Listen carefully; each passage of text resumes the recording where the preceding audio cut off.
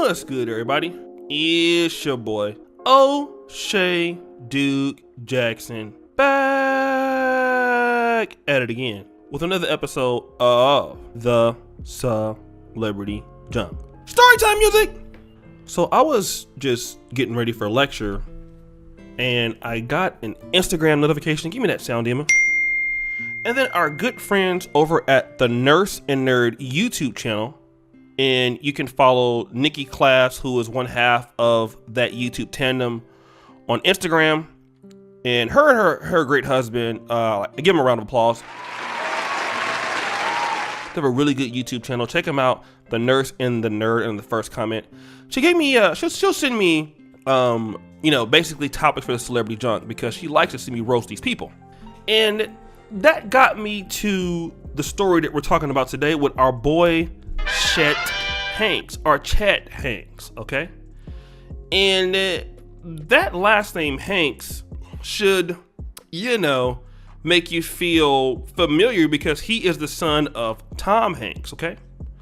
But it seems like our boy Chet, he likes the sisters, okay? And for whatever reason, he's dealing with Pookie's and Ray Ray's little sisters. And it's so bad because they have a history of having problems. Look, before I get into what happened recently, we're going to talk about what happened before. She's alleged that her name is Kiana Parker, that that she's gotten a restraining order before, and he roughed her up in between October 20th last year, October 2020, and January of this year. And basically what she's saying is that he has called her racist names like a ghetto black bee and all of this, and we can't play the clip, but here's the situation. He has a baby by another lady, by Tiffany, who's also black, and he had this particular video that went viral called White Boy Summer Clip, right? In which he talks about all he wants is a black woman, all right? But see, here's the problem. Just recently, a video has been shared how she busted his forehead wide open and he's literally bleeding, all right? Like, we can't show it, but it's ridiculous, all right? If you guys have seen the video, it's trending right now, okay? And, and basically that they've been having these problems, stuff like that. But let me just talk about this. All these white guys who feel like if they're into black women because they're white, that they're gonna not experience the same problems that some of us black men are gonna get, all right? And I think here's the foolishness that goes around. It's just like the guys who say, I'm gonna go to the white woman and I'm not gonna have the same problems with the white women that I have with black women. See, the white guy who believes that he's superior and that he's black and a black woman wants him, bro, it might be, you might not have those problems initially, but if she has problems with a lot of black men, the chances are you're gonna run into those situations also. But the difference is you might not be able to handle it. And when she bopped his ass upside his head, allegedly she said that she also had a knife or something like that. She bloodied his ass, okay? Which goes to show that our good boy Chet doesn't understand how to choose black women.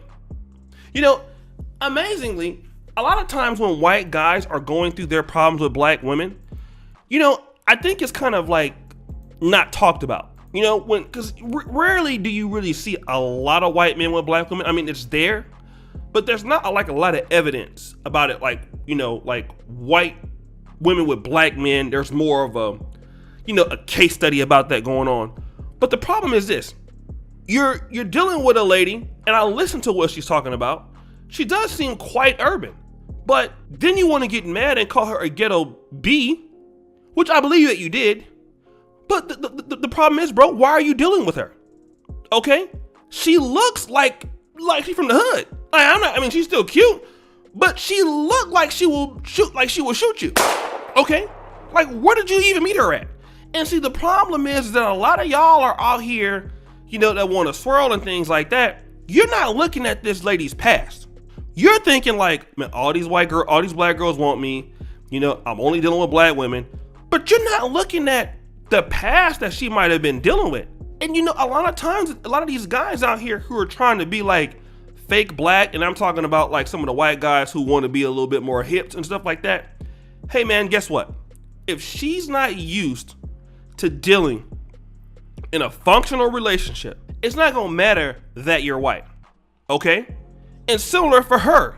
If she's dealing with a guy who feels like because he's white, he gonna, you know, treat her a little bit better, she's crazy. Because the thing about it is this: if he called you a ghetto black B and you went back and you dealt with him afterwards, that man, how could he respect you? Okay? It's different if a black person, you know, black woman, black man arguing and stuff like that. It ain't gonna be nothing about race involved in that. It might be, you know, you're a B and you know, whatever, and, you know, arguing and stuff like that. But he literally said, supposedly, you are a ghetto black B. All right? So it's all good to like black women, you know, when everything is good and y'all booty clapping sound. I mean, when y'all doing that and all this stuff. But, you know, when you have an argument, he tell you how you feel, and all you are to him is just a ghetto black B, and he's Chet Hanks, like, better, in other words, I'm better than you. Like, you're just black. You know what I mean? Like, you should feel good that I'm even talking to you. And I actually feel that to a certain degree, you have guys out here who really feel, and I'm talking about insofar as these, I'm talking about these Caucasian guys who deal with black women.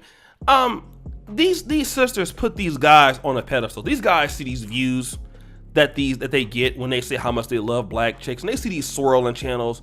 You know, you can be an average, you know, white guy or Asian guy, and you know, these sisters will come in like doing whatever they can. So these guys understand that they have a high market, so they're on a pedestal. You know, and most guys who are not on the pedestal in their community, they come to the black community and they already understand, like, okay, look, you know, I can get these chicks because they're gonna be on me, they're gonna be glad to be with me.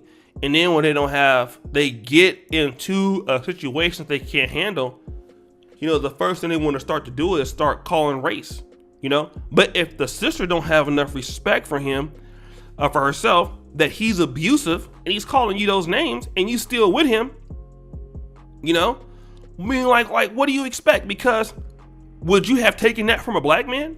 And see, the thing about it is, we're all the sisters that are going to talk about how the black woman is the least protected in this situation. Like, seriously, when things like this happen and a sister is being disrespected by a non-black man, then they are like very quiet about this.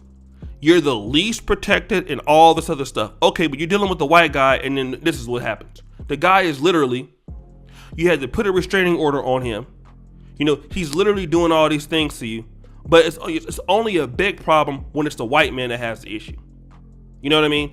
But the white man can go ahead and call you all these different names. But then when it comes to the brothers, now all of a sudden you want to start complaining and whining. No. How about y'all bring some situations to this situation here, knowledge to it, and explain how she's in the point that she has making this man's forehead bloody. And we can't show it to you, but you can go to the first comment. There's a TMZ article. You can look at the story there, and you can just check it out. Like, how ridiculous this is. You understand what I'm saying? And so she don't have no respect for herself for even dealing with a guy like that after he done told you that. It's only that you're dealing with him because the white man's ice is colder, in your opinion.